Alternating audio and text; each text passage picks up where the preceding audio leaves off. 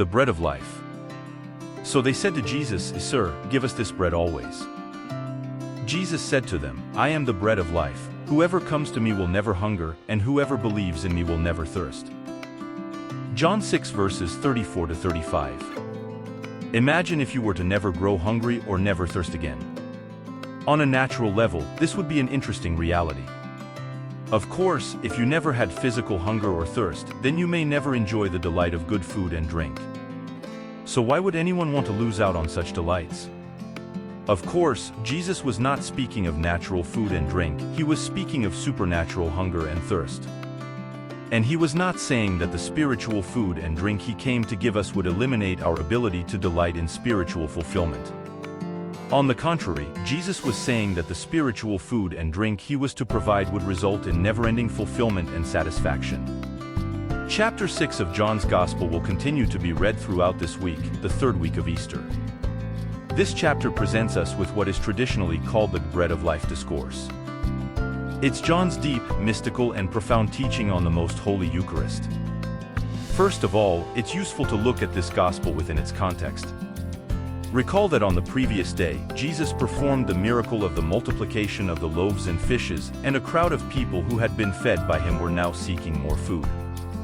Jesus uses their desire for more food to begin to teach them about the Most Holy Eucharist, and he wants to do the same for you. Put yourself into this scene. What is it that you hunger and thirst for the most? Perhaps you have plenty of physical food, but perhaps you don't. If you do, what else do you crave? What do you desire?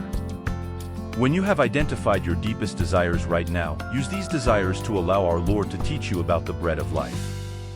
It might be useful to say to our Lord, here are my current desires in life, and then allow yourself to hear Jesus say to you, I want to give you so much more. I am what you truly long for. If you come to me, you will have all your desires fulfilled and more. This is essentially the conversation Jesus had with this crowd throughout John chapter 6. Do you believe that the Most Holy Eucharist is capable of fulfilling you on the deepest level? Too often we approach that sacrament in a lazy and distracted way. As a result, we often fail to truly receive our Lord on a level that provides this deepest delight and satisfaction. Reflect, today and throughout this week, upon your approach to Holy Communion. The Eucharist is Christ Himself. It's a gift that has the potential to not only sustain us in every way but also to draw us into the greatest heavenly delights. Believe Jesus' words in this holy chapter of John's Gospel. For if you deepen your belief in all that Jesus has said, you will begin to realize that all you crave in life will begin to be fulfilled by this precious gift in ways beyond your imagination. My Eucharistic Lord, you are the bread of life. You are all that I desire in life. Give me the grace of understanding, dear Lord, so that I can come to believe all that you have revealed about the Most Holy Eucharist.